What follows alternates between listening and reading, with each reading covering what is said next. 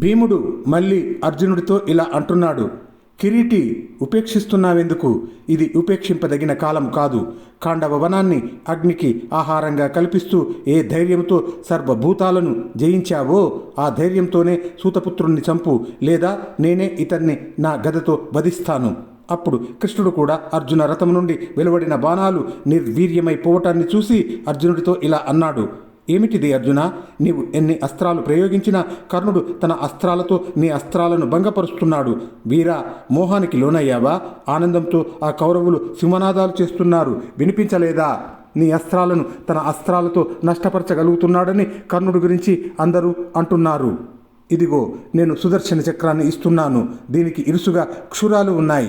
బలపూర్వకంగా వజ్రాయుధంతో ఇంద్రుడు తన శత్రువైన నముచిని వధించినట్లు వీటితో కర్ణుడిని వధించు.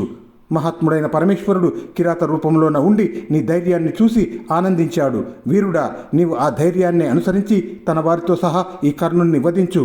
పార్థ, ఆ తర్వాత పట్టణ గ్రామ సమృద్ధమై సాగర మేకల పర్యంతమైన ఈ భూమిని శత్రు సమూహాన్ని సంవరించి ధర్మరాజుకు అందించు. సాటి లేని కీర్తిని పొందు. భీమకృష్ణులు ఇలా చెప్పగానే బలశాలి మహాత్ముడైన అర్జునుడు కర్ణుణ్ణి సంవరించటాన్ని గూర్చి ఆలోచించాడు. స్వస్వరూపాన్ని స్మరించి అన్ని మాటలను పరిశీలించి తాను అక్కడికి రావటానికి గల ప్రయోజనాన్ని గుర్తించి కృష్ణుడితో ఇలా అన్నాడు.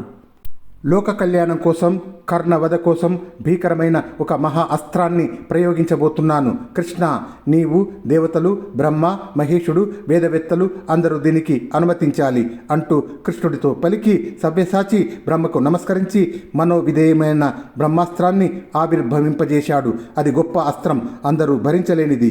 అంతటా కర్ణుడు మేఘము జలధారలను కురిపించినట్లు బాణాలను కురిపించి అర్జునుడి బ్రహ్మాస్త్రాన్ని భంగపరచి విరాజిల్లాడు. కర్ణుడు రణ మధ్యములో అర్జునుడి ఆ బ్రహ్మాస్త్రాన్ని భంగపరచడం చూసి బలవంతుడు, అసహనశీలుడు అయిన భీముడు కోపంతో మండిపడుతూ అర్జునునితో ఇలా అన్నాడు.